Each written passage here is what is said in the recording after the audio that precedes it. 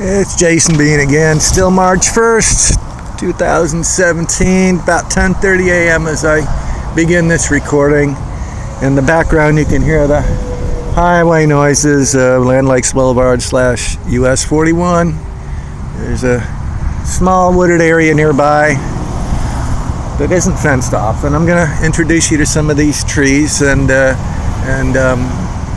shrubs. This beautiful trunk we see here is actually, I believe, a water oak, the Quercus nigra. It's a very fast-growing tree, considered by many, including myself, to be something of a trash species. But surrounding it over to the left, we see a whole bunch of Brazilian pepper, which is an invasive exotic shrub.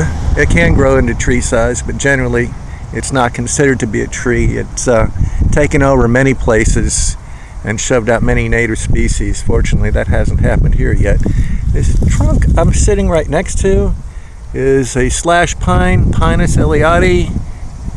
This one has a bit of a area of decay here at the base. You can see that actually looks pretty neat, but it's still healthy in the top of the canopy. And this is an area that is unused for anything at the moment, so there's no point in being concerned about it. It's not near any power lines, any buildings or structures. There is a wide sidewalk over there. Oh, and you can see my foolish dog a little bit. Where is he? There he is. Okay. And there's a couple of these wonderful slash pines. They are native trees to Florida, and they are very, very useful in production of pulpwood and timber. Further on there is another set of trunks. I believe those are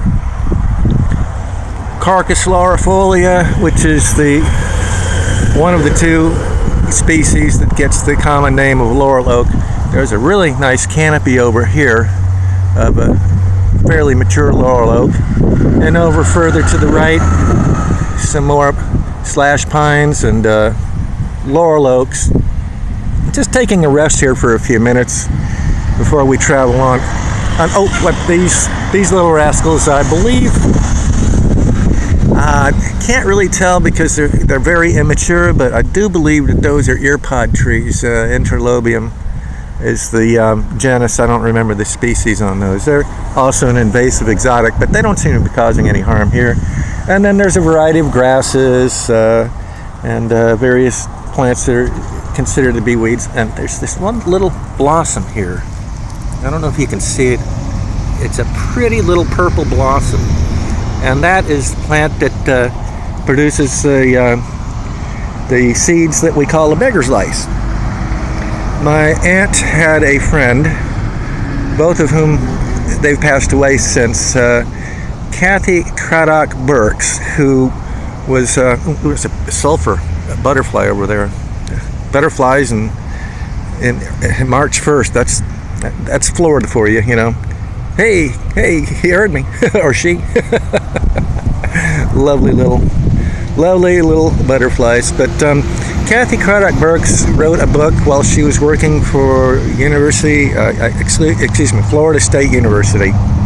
It dealt with the weeds of Florida, and it's very informative, a decent read. If you have an opportunity to find a copy of it on Amazon or someplace, and you can get it for $5 or so, I recommend purchasing it. It's very informative, and yeah, okay, that's all for now.